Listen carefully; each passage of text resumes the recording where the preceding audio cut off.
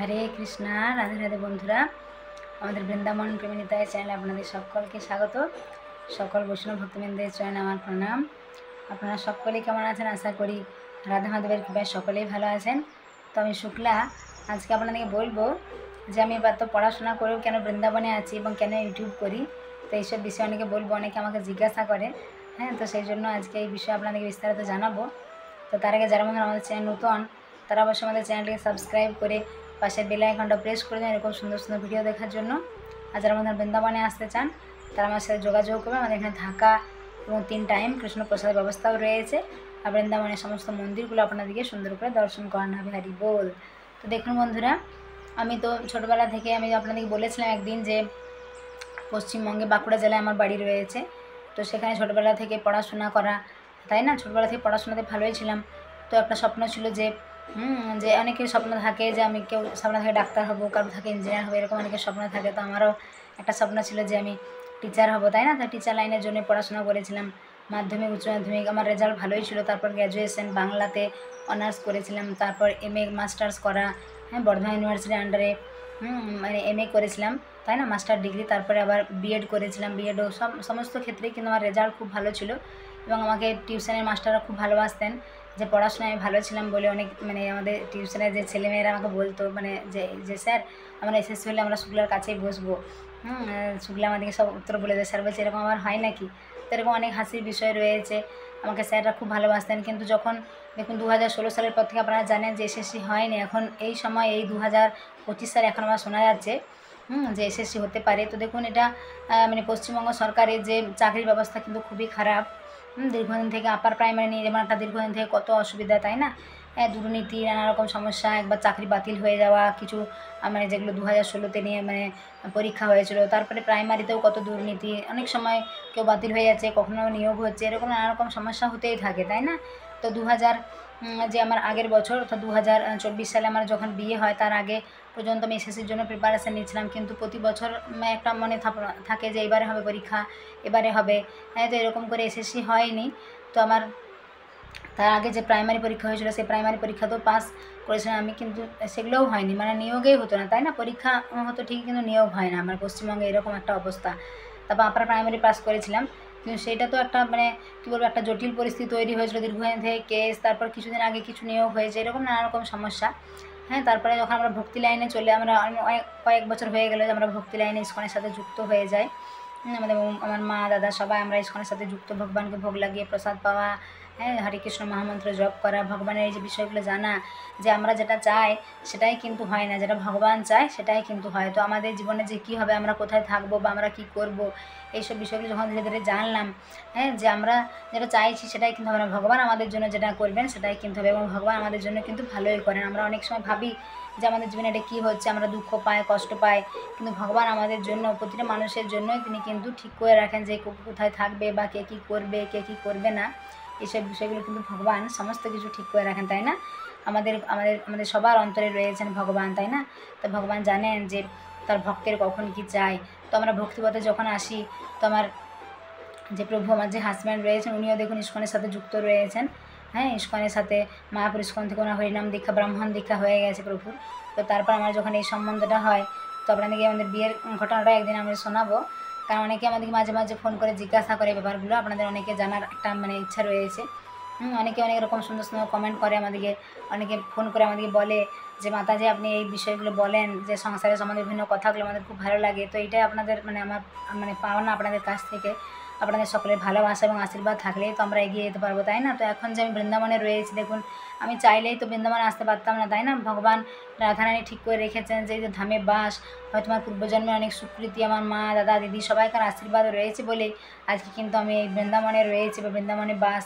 এবং প্রথমবার এসেই রাধারানীর কৃপাতে আমরা এখানে বাড়ি তৈরি করতে পেরেছি। রাধারানীর কৃপা না থাকলে বা বৈষ্ণবের আশীর্বাদ না থাকলে কিন্তু এটা কখনোই সম্ভব হতো না, তাই না? যেটুকু আমরা ভালো মন্দ, আমরা যে কোনো আমাদের জীবনে যে কোনো পরিস্থিতিতে ভগবান সবসময় আমাদের পাশে থাকেন এবং ভগবানকে আমাদের কিন্তু প্রতি মুহূর্তে বিশ্বাস করা দরকার, তাই না? যে আমাদের জীবনে যেটা হচ্ছে ভগবান নিশ্চয়ই ঠিকই করবেন। তো এরকম এই বিয়ে হয়ে যাওয়ার পর আপনাদেরকে বলেছিলাম যে আমরা কানপুরে থাকতাম, কয়েক মাস কানপুরে থাকার পরে আমরা বৃন্দাবনে চলে আসি। আগের বছর প্রায় মে মাসের দিকে আমরা বৃন্দাবন আসি, প্রায় 1 বছর মতো হয়ে গেল আমার। এবং তারপর আমরা 6-7 মাস লাগে বাড়ি তৈরি করতেই, টাইম মানে অনেকটা সময় চলে যায়।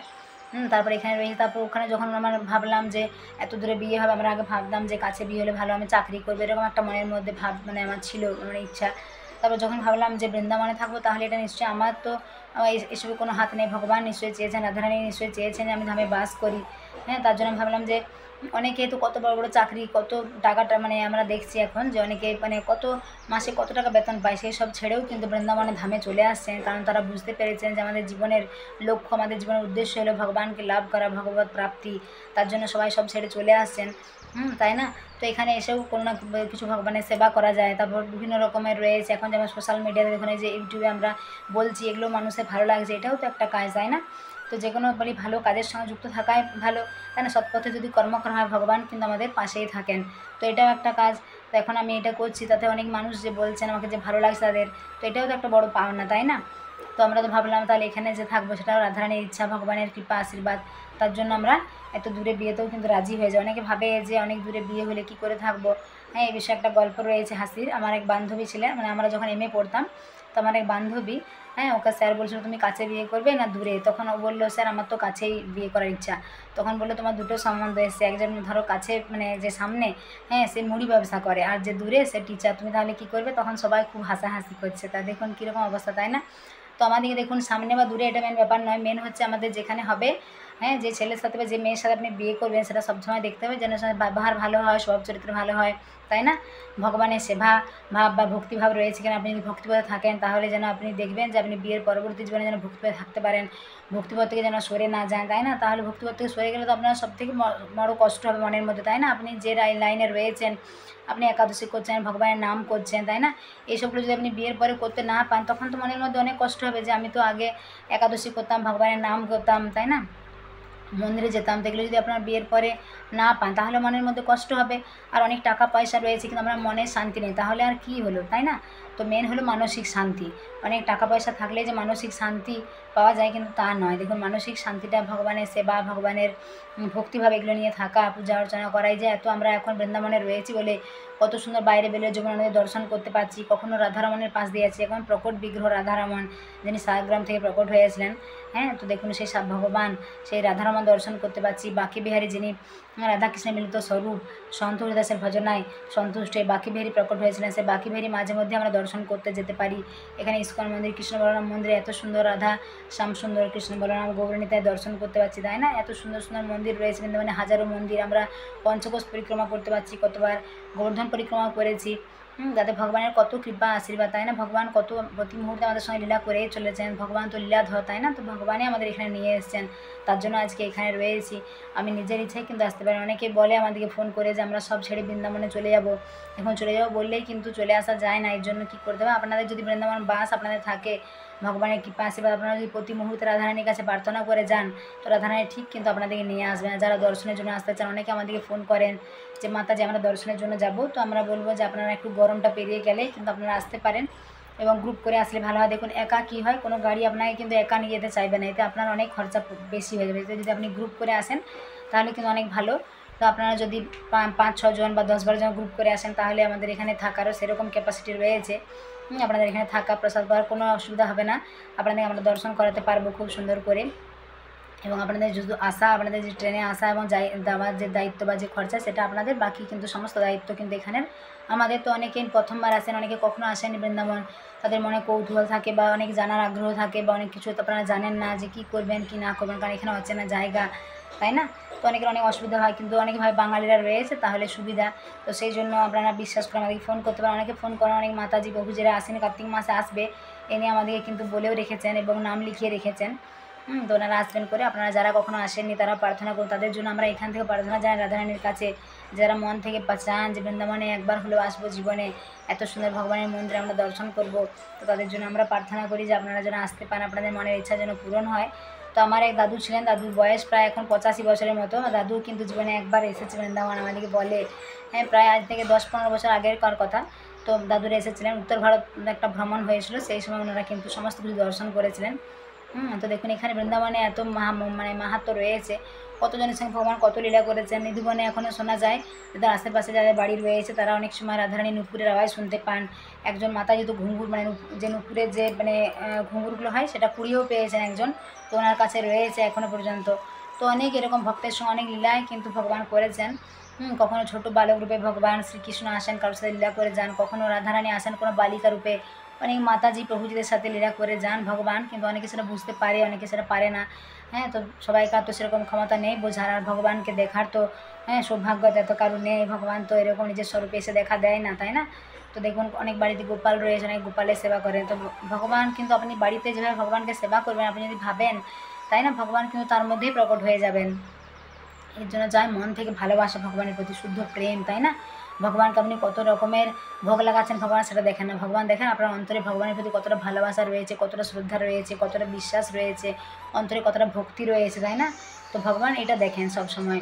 তো আপনারা যদি ভগবানের কাছে শুধু ভালো করে প্রার্থনা করেন, তাই না, ভগবানের ভক্তি করেন এবং সকলের সঙ্গে ভালো ব্যবহার করেন, অহিংসা, তাই না, এগুলো যদি করেন এবং কারোর প্রতি হিংসা না করা, কারোর সাথে ঝগড়াঝাটি না করা, ভালো ব্যবহার করেন, তাহলে কিন্তু আপনাদের জীবনেও কিন্তু ভালো হবে। পরে সাহায্য করা, পরের উপকার করলে আপনিও কিন্তু উপকার পাবেন, একদিন আপনিও সাহায্য করবেন কারো না কারোর মারফতে, তাই না?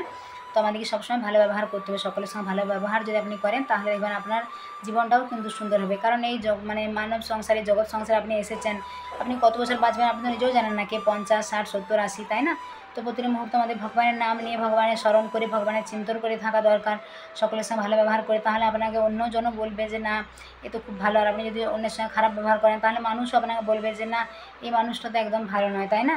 তো তার জন্য সকলের সঙ্গে ভালো ব্যবহার করা দরকার, এবং নিন্দা সমালোচনা এগুলো কিন্তু করা একদমই উচিত নয়।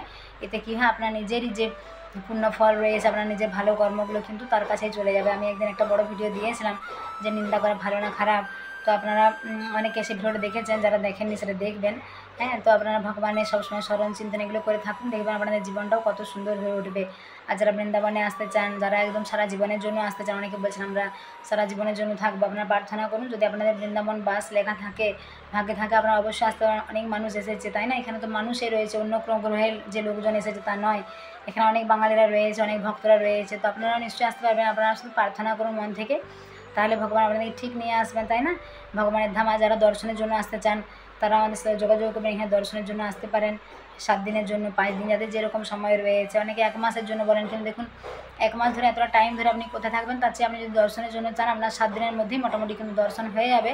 তো এরকম আপনারা আসতে, অনেকে শীতকালেও আসে, তো এখন যেহেতু গরমটা অনেকটা বেশি, তো আপনারা একটু গরমটা এড়িয়ে যাওয়া ভালো। আর গরমে সকলে জল খাবেন বেশি করে, ভালো করে থাকবেন, বেশি মানে তেল মশলা জাতীয় খাবার খাবেন না, তাই না? নিজের শরীরটাকে সর্বপ্রথম দরকার নিজের শরীরকে ভালো রাখা, নিজের মনকে ভালো রাখা, তাই না? নিজের যদি আপনি ভালো থাকেন, সুস্থ থাকেন, তাহলে আপনার সব কিছু ভালো লাগবে। আর নিজের শরীরে যদি রোগ হয়, নিজের শরীরে যদি কষ্ট হয়, দুঃখ হয়, তাহলে আপনার কোনো জিনিসই ভালো লাগবে না। তো এর জন্য আপনাদের কী করতে হবে, বেশ দেখুন, আপনারা গ্রীষ্মকালে বেশি করে জল খাবেন, স্নান করবেন, তাই না? ফল খেতে পারেন, তেল মশলা জাতীয় যে খাবারগুলো সেগুলো ত্যাগ করবেন, তাহলে দেখবেন নিজে ভালো থাকবেন। সবসময় এটা কিন্তু আপনাদের মাথায় রাখতে হবে যে নিজে আমি কী করে ভালো থাকবো, তাই না? সকলের সঙ্গে ভালো ব্যবহার যদি করেন তাহলে দেখবেন নিজের মনটাও অনেক ভালো লাগবে। আর লোকের সাথে ঝগড়াঝাটি করলেও নিজের মনও কিন্তু ভালো লাগে না, তাই না? তো এগুলো আপনারা মাথায় রাখবেন। তো সকলে ভালো থাকবেন, সুস্থ থাকবেন। তো আমরা দেখুন রাধারানীর কৃপা এখন বৃন্দাবনে বাস রাধারানী দিয়েছে, আমরা যেন সুন্দর করে ভক্তিদান পালন করতে পারি, তো সেটা আপনারা আশীর্বাদ করবেন। আর আপনাদের আশীর্বাদ ভালোবাসাতে আমরা এখন আরও এগিয়ে যেতে পারবো। তো আপনাদের কৃপায় আমাদের এখন ইউটিউব চ্যানেলে 2000 সাবস্ক্রাইবারও হয়েছে। তো আমাদের ইউটিউব চ্যানেলের যে বিষয়টা সেটা আমি একদিন একটা ভিডিও বানাবো, যে ইউটিউবের ব্যাপারটা, অনেকে ইউটিউব এখন করছেন, এটা একটা ভালো জিনিস। তো দেখুন আমরা যদি ভালো কাজে লাগাই তাও সেটা ভালো, আর যদি খারাপ কাজে লাগাই তো সেটা খারাপ হয়, তাই না? আমরা যখন দেখি, আমরা যখন কোনো জিনিস দেখি, আমরা যদি ভালো জিনিস দেখি তো আমাদের জীবনের জন্য ভালো হয় সেটা। আর আমরা যদি খারাপ জিনিস দেখি, কেউ যদি নিজের খারাপ চায়, নিজের ক্ষতি চায়, তাহলে সে খারাপ দেখবে। অনেক মারা আমাদেরকে ফোন করে বলেন যে মাতাজি আমি একাই নিরামিষ, আমাদের পরিবারের সবাই আমিষ, আমার খুব কষ্ট হয়, তাই না? তো আপনারা এরকম মানে কয়েকদিন আগে একজন আমাকে মানে মেসেজ করেছিলেন, একজন একটা ছেলে হয়তো, তো উনি বললেন মাতাজি আমার বাবা মা তো আমিষ খায়, ওরা ভক্ত, আমি ভক্তি করতে চাই, আমি কী করব? তো তার জন্য আমি বলি যে আপনি আপনার মা বাবাকে মন্দিরে নিয়ে যান, ভগবানের দর্শন করলেই কিন্তু আমাদের মনের পাপ দূর হয়। এবং ভগবানের কথা অর্থাৎ প্রভুরা যে ক্লাস দেন সেই কথাগুলো আপনি শোনান, যদি আপনি এই কথাগুলো শোনাতে পারেন ওনাদেরকে, তো দেখুন কথার দ্বারাই এই ভগবানের যে লীলা কথা, এই যে কথার দ্বারাই কিন্তু মানুষের জীবন পরিবর্তন হয়। কারণ মানুষ একমাত্র পরিবর্তন হতে পারে কারণ এদের বোধ শক্তি রয়েছে, এদের চোখ রয়েছে, এদের কান রয়েছে, এরা সব দেখতে পাচ্ছে, শুনতে পাচ্ছে, অন্য কেউ তো এটা পারে না, তাই না? অন্য কোনো জন্তু জানোয়ার এরা কিন্তু কেউ পারে না, কেবলমাত্র মানুষই কিন্তু পরিবর্তন হতে পারে। এবং আপনি যদি নিয়ে যান ওনাদেরকে মন্দিরে বা ঘরের মধ্যেও, আপনি এখন ইউটিউবে এত সুন্দর সুন্দর ক্লাস হয়, এত সুন্দর ভাগবত কথা হয়, সেগুলো আপনি শ্রবণ করান, যদি সেই কথার মাধ্যমে তাদের কিন্তু পরিবর্তন হওয়া সম্ভব। কারণ অনেক মানুষ পরিবর্তন হয়েছে, সেই জন্য আমি আপনাকে বললাম যে আপনারা, এটা শুধু ওর নয়, একজন মেসেজ করেছে, আরও অনেকের ক্ষেত্রে রয়েছে, বাড়ির একজন তারা নিরামিষ এবং বাকি সময় আমিষ, তার খুব কষ্ট হয়। অনেক মাতাজিরা রয়েছে তিনি একাই নিরামিষ খান, তার স্বামী, তার ছেলে, বৌমা সবাই আমিষ, তো মাতাজির খুব কষ্ট হয়। এরকম যারা রয়েছেন, তো তারা কী করবেন, তাদের একটাই মাত্র রাস্তা, তারা ভগবানের কাছে প্রার্থনা করতে পারেন। আর আপনারা ওনাদেরকে বোঝান, কারণ দেখুন বোঝানোর মাধ্যমেই কিন্তু একজন পরিবর্তন হতে পারে, তাই না? যে আমিষ খাওয়া ভালো নয়, এতে কী হয়, এতে নিজের শরীরের ক্ষতি হয়, রোগ জ্বালা হয়। এছাড়া আপনি যে প্রাণী হত্যা করছেন, এই প্রাণী হত্যা করলে কী হয়, পরের জন্মে এমন হবে যে অন্য কোনো প্রাণী আবার আপনাকে অন্য কোনো আপনি এমন একটা কিছু হয়ে জন্মগ্রহণ করবেন যে অন্য কেউ আবার আপনাকে ভক্ষণ করবে। এটা শাস্ত্রে রয়েছে, এটা আমার কথা নয়। তো এই বিষয়গুলো আপনারা মাথায় রাখবেন যে আমিষ খাওয়া কতটা খারাপ। বড় বড় রোগ আজকাল কিন্তু এই আমিষের মারফতেই হচ্ছে, বড় বড় শরীরের মধ্যে এমন এমন রোগ কোনোদিন নামেই শুনেননি, এমন কঠিন কঠিন ব্যাধি, রোগ জ্বালা তৈরি হচ্ছে। কিন্তু যারা নিরামিষ আহার গ্রহণ করে, আপনারা কত সুন্দর সুন্দর ফল রয়েছে, দুধ রয়েছে, তাই না? তো যারা নিরামিষ খায় তারা কি, অনেকে বলে আমার শরীর দুর্বল, তো যারা নিরামিষ গ্রহণ করে, ফল দুধ খায় বা এইসব ভালো ভালো কত রকমের সবজি রয়েছে, তাদের কি তারা কি অসুস্থ বা তাদের কি শরীরে পুষ্টি হয় না? অনেকে বলে যে আমিষ আহার গ্রহণ করলে নাকি পুষ্টি হয়। তো এটা আমি শুনেছিলাম একজন ক্লাসে, যে অন্যের শরীরের মাংস দিয়ে যদি আপনি আপনার শরীরের মাংস তৈরি করতে চান, এটা যে কত বড় ক্ষতিকারক বা কত যে ক্ষতি হয় আপনার শরীরে, আপনি নিজেও জানেন না। এটা একটা ভুল ধারণা।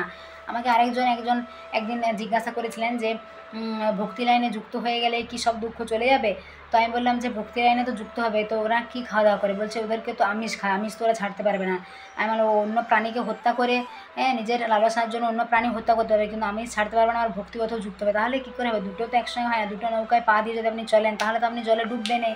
তো এরকম কিন্তু হয় না। তাহলে অনেকে বলবেন আমরা যারা ভক্তি করি, আমরা আমিষ খেলে কি ভগবানের ভক্তি আমাদের মনের মধ্যে নেই?